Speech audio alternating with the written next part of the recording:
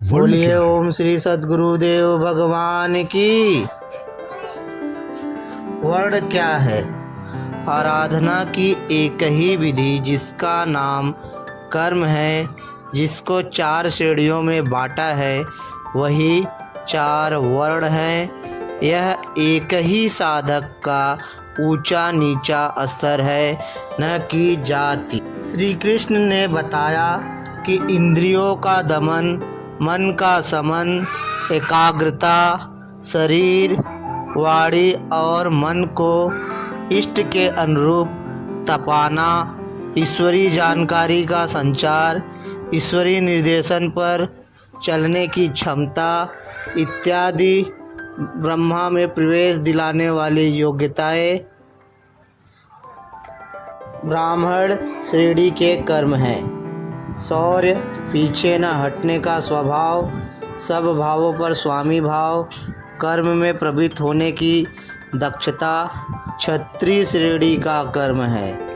इंद्रियों का संरक्षण, आत्मिक संपत्ति का संवर्धन इत्यादि विशेष वैश्य श्रेणी के कर्म हैं। और परिचर्या शूद्र श्रेणी का कर्म है। शूद्र का अर्थ है अल्पज्ञ। अल्पज्ञ साधक जो नियत कर्म चिंतन में 2 घंटे बैठकर 10 मिनट भी अपने पक्ष में नहीं पाता। शरीर अवश्य बैठा है, लेकिन जिस मन को टिकना चाहिए वह तो हवा से बातें कर रहा है।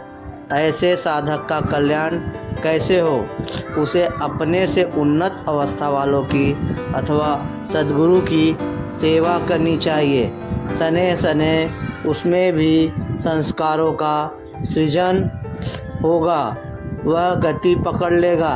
अतः इस अल्पज्ञ का कर्म सेवा से ही प्रारंभ होगा। कर्म एक ही है, नियत कर्म, चिंतन, उसके कर्ता की 4 श्रेणियाँ अति उत्तम, उत्तम, मध्यम और निकृष्ट ही ब्राह्मण, क्षत्रिय, वैश्य और शूद्र है। मनुष्य को नहीं बल्कि गुणों के माध्यम से कर्म को 4 भागों में बांटा गया है। गीतोक्त वर्ण इतने में ही है।